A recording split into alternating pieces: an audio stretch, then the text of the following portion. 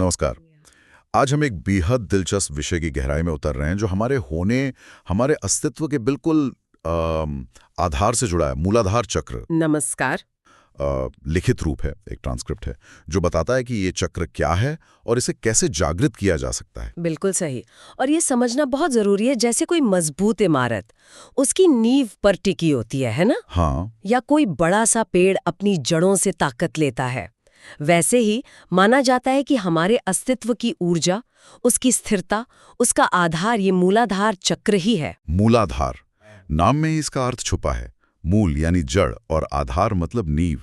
तो ये हमारे पूरे एनर्जी सिस्टम की फाउंडेशन हुई। हाँ बिल्कुल। और यहीं पर वो मूल जीवन ऊर्जा, जिसे कुंडलिनी शक्ति कहते हैं, वो सामान्य रूप से सोई हुई अवस्था में रहती है। अच्छा, यहीं से वो जागृत होकर ऊपर के चक्रों की तरफ जाती है, सहस्रार तक।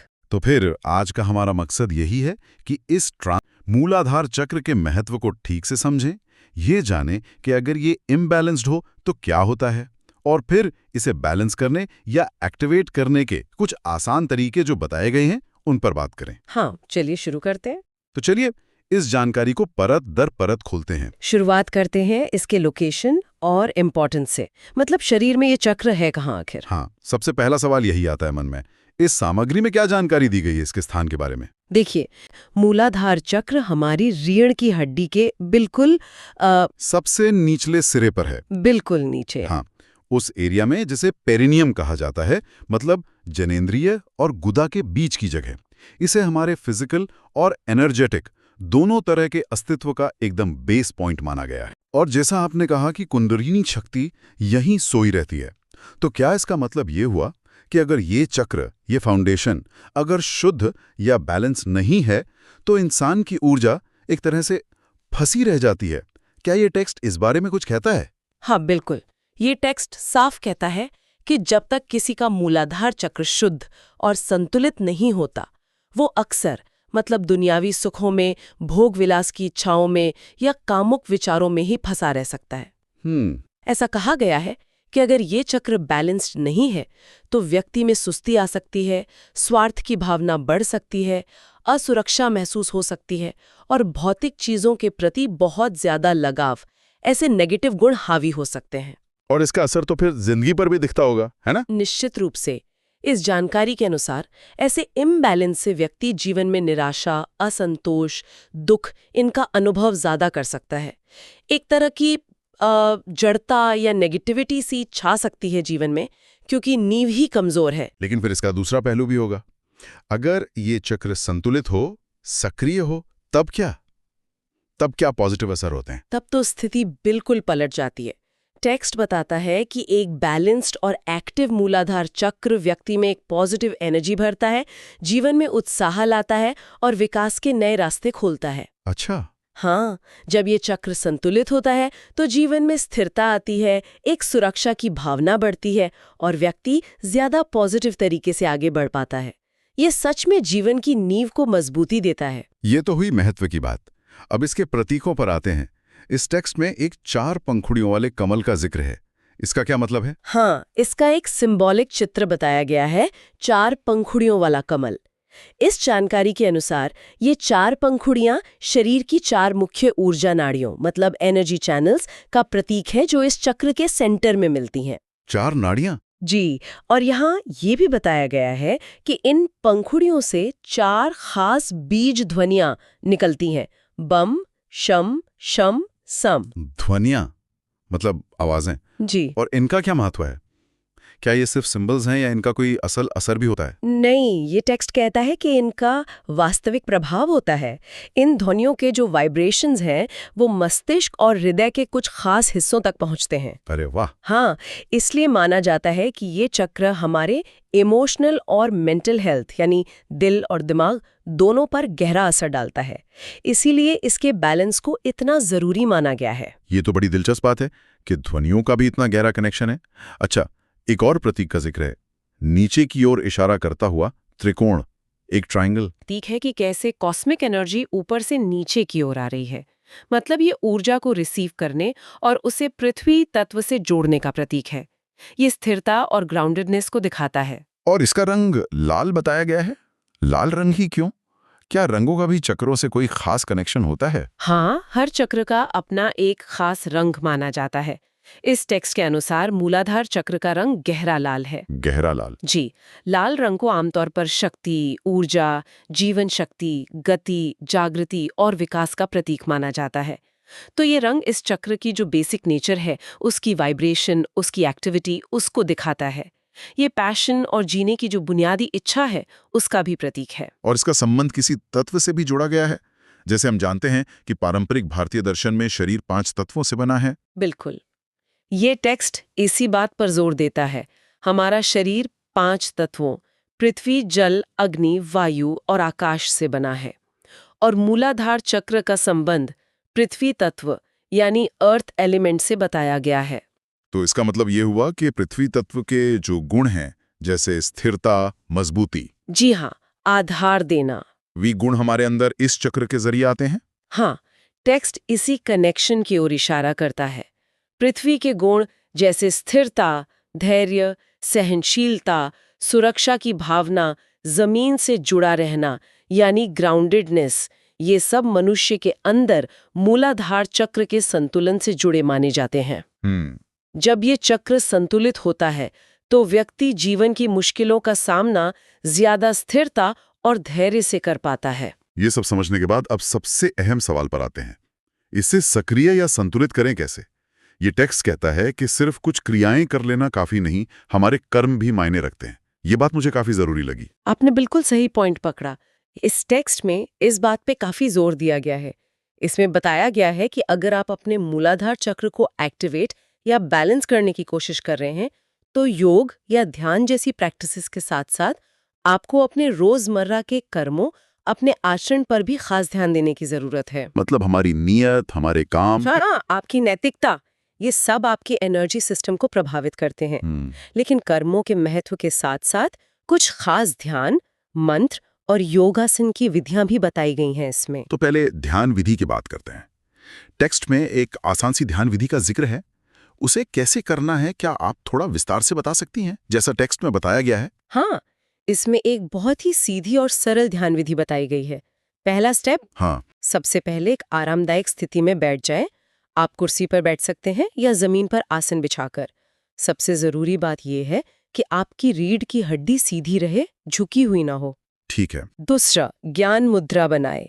इसमें आप अपने अंगूठे और तर्जनी उंगली, इंडेक्स फिंगर, इनके सिरों को हल्के से मिलाते हैं। बाकी 3 उंगलियां सीधी, अपनी हथेलियों को घुटनों पर रखें और हथेलियां ऊपर आसमान की ओर खुली हों। ओके। तीसरा, अब अपनी आंखें धीरे से बंद कर लें। 3 बार लंबी गहरी सांस लें और धीरे धीरे छोड़ें। इससे मन को शांत करने में मदद मिलेगी।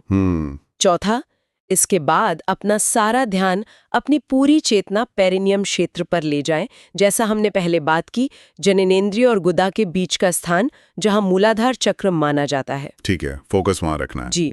पांचवा, अब ध्यान को वहीं टिकाए रखते हुए गहरी और लंबी सांस लेना और छोड़ना जारी रखें। टेक्स्ट ये भी सुझाव देता है कि आप सांस को कुछ पल के लिए अंदर रोक भी सकते हैं अगर आराम से हो पाए, और फिर धीरे धीरे छोड़ें। जरूरी यह है कि आप सांस के आने जाने के साथ मूलाधार चक्र की जगह पर जो भी हल्की सी सेंसेशन या वाइब्रेशन महसूस हो रही है, उस पर ध्यान दें। ये सुनने में तो सिंपल लगता है, पर ध्यान बनाए रखना शायद मुश्किल हो। इसे रोज करना है, और नतीजे दिखने में कितना टाइम लग सकता है? टेक्स्ट क्या कहता है इस बारे में? हाँ, टेक्स्ट कहता है कि इस विधि का अभ्यास रोज करना चाहिए। जहां तक ध्यान बनाए रखने की चुनौती है, टेक्स्ट मानता है कि शुरुआत में मन भटकेगा, लेकिन प्रैक्टिस के साथ कंसंट्रेशन बढ़ेगा। आपको धैर्य से अपने ध्यान को बार बार उसी जगह पर वापस लाना है। प्रैक्टिस की बात है। बिल्कुल। और परिणाम की बात करें तो टेक्स्ट कोई फिक्स्ड टाइमलाइन नहीं बताता। ये कहता है कि रिजल्ट्स व्यक्ति के अपने एफर्ट, उसकी एकाग्रता और उसके मन की स्थिति पर निर्भर करते हैं। मुख्य बात है कंसिस्टेंसी। जैसे जैसे आप नियमित अभ्यास करते जाएंगे, आपको धीरे धीरे इसके पॉजिटिव इफेक्ट्स महसूस होने लगेंगे, जैसे ज्यादा स्थिरता, शांति या एनर्जी का अनुभव। ध्यान के अलावा मंत्रोच्चारण का भी जिक्र है। क्या कोई खास मंत्र बताया गया है इसमें? टेक्स्ट में मंत्र जाप को मूलाधार चक्र को एक्टिवेट या बैलेंस करने का एक और तरीका बताया गया है, लेकिन इसमें किसी खास मंत्र का नाम नहीं लिया गया है। अच्छा। हाँ, शायद ये सुझाव है कि व्यक्ति अपनी परंपरा या गुरु के मार्गदर्शन से कोई उपयुक्त मंत्र चुन सकता है, या शायद लम लैम बीज मंत्र का जाप करे जो पारंपरिक रूप से मूलाधार चक्र से जुड़ा है। हालांकि टेक्स्ट में इसका साफ जिक्र नहीं है। ठीक है। और योगासन? योगासन तो फिजिकल और एनर्जी दोनों लेवल पर काम करते हैं। क्या टेक्स्ट में कुछ खास आसनों का जिक्र है? जी हाँ, टेक्स्ट में बताया गया है कि योगासन से भी मूलाधार चक्र को काफी असरदार तरीके से सक्रिय और संतुलित किया जा सकता है। इसके लिए 3 मुख्य योगासनों का खास तौर पर उल्लेख किया गया है। पहला है ताड़ासन, जिसे माउंटेन पोज या पर्वतासन भी कहते हैं। यह आसन कैसे मदद करता है मूलाधार चक्र के लिए? टेक्स्ट बताता है क्योंकि मूलाधार चक्र पृथ्वी तत्व से जुड़ा है, ताड़ासन पृथ्वी के साथ हमारे कनेक्शन को मजबूत करने में मदद करता है। अच्छा। जब हम ताड़ासन में खड़े होते हैं तो हम अपने पैरों को मजबूती से जमीन पर जमाते हैं और अपने शरीर को ऊपर की ओर खींचते हैं, जैसे कोई पर्वत। ये स्थिरता, संतुलन और जमीन से जुड़ाव मतलब ग्राउंडिंग की भावना लाता है। ये हमारे शरीर और मन को जोड़कर हमें वर्तमान क्षण में जीने की प्रेरणा देता है, जो मूलाधार चक्र के संतुलन के लिए बहुत जरूरी है। समझ गया। दूसरा आसन बताया गया है वीरभद्रासन यानी वॉरियर पोज। ये तो शक्ति और संतुलन का आसन लगता है। इसका मूलाधार से क्या कनेक्शन है? बिल्कुल, वीरभद्रासन शक्ति, स्थिरता और संकल्प का आसन है। टेक्स्ट के अनुसार यह आसन खास तौर पर मूलाधार चक्र के आसपास के शारीरिक अंगों जैसे कि पैर, घुटने और कूल्हों को मजबूती देता है। इन एरियाज में ताकत और लचीलापन बढ़ने से एनर्जी का फ्लो सुधरता है। साथ ही ये आसन पृथ्वी के साथ हमारे संबंध में एक दृढ़ता लाता है। जब हम इस पोज में स्थिर होते हैं तो हम अपनी जड़ों को मजबूत महसूस करते हैं, जो मूलाधार चक्र को संतुलित करने में बहुत मददगार होता है। और तीसरा आसन है सेतु बंधासन यानी ब्रिज पोज। ये कैसे काम करता है?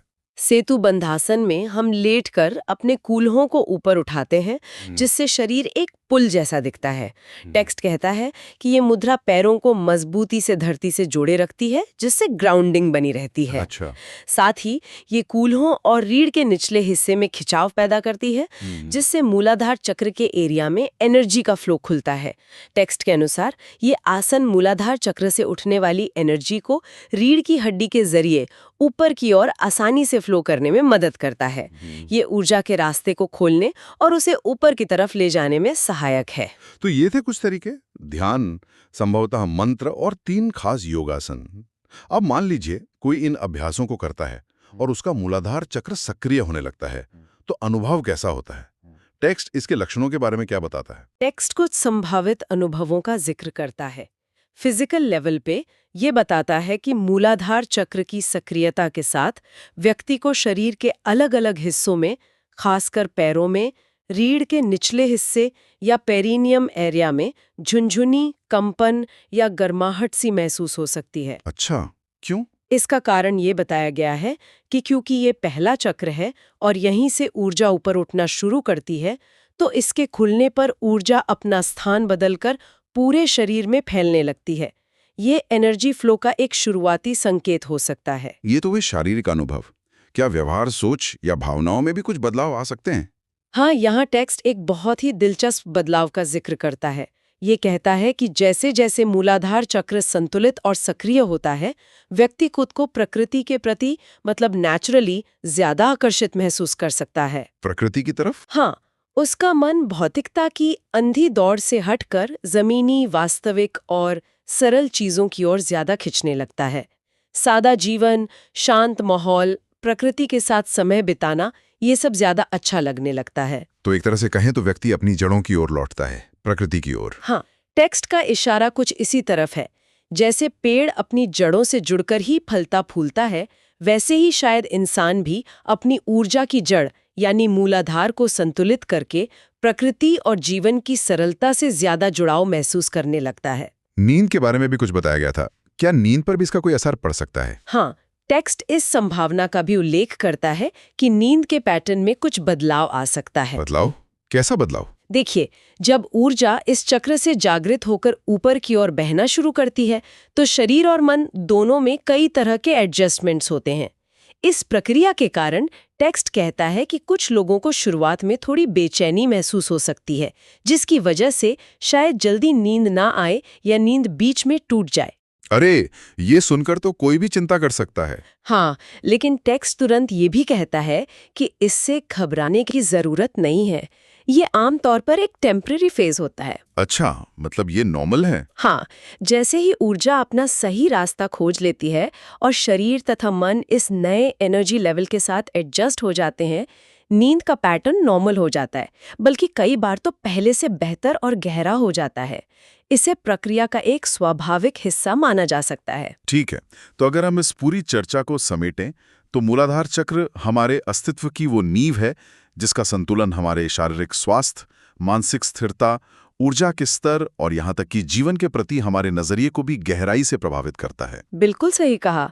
और इस वीडियो ट्रांसक्रिप्ट ने हमें इसे समझने और संतुलित करने के कुछ स्पष्ट रास्ते दिखाए हैं, जैसे कि अपने कर्मों पर ध्यान देना, एक सरल ध्यान तकनीक का अभ्यास करना और 3 खास योगासन, ताड़ासन, वीरभद्रासन और सेतुबंधासन को अपनाना। साथ ही हमने देखा कि जब ये चक्र सक्रिय होता है तो शारीरिक संवेदनाओं के अलावा प्रकृति से गहरा जुड़ाव और जीवन में सादगी की ओर झुकाव जैसे अनुभव भी हो सकते हैं। यह वाकई एक सोचने वाली बात सामने आती है। टेक्स्ट का ये कहना कि इस चक्र के जागृत होने पर व्यक्ति प्रकृति के प्रति ज्यादा आकर्षित होता है और सादगी पसंद करने लगता है, ये आज की जो तेज रफ्तार, मटीरियलिस्टिक और अक्सर तनाव भरी जिंदगी है, उसके संदर्भ में बहुत मायने रखता है। हाँ, ये निश्चित रूप से गहरा सवाल मन में छोड़ जाता है। क्या अपनी भीतरी ऊर्जा की जड़ों को मजबूत करना, अपने मूलाधार को संतुलित करना, हमें बाहरी दुनिया की जो कभी न खत्म होने वाली भाग दौड़ है और चीजों को जमा करने की होड़ है, उससे निकालकर प्रकृति की शांति और जीवन की जो बुनियादी सरलता है, उसमें ज्यादा गहरा संतोष और आनंद खोजने की ओर ले जा सकता है? ये एक ऐसा प्रश्न है जिस पर सच में सोचा जा सकता है।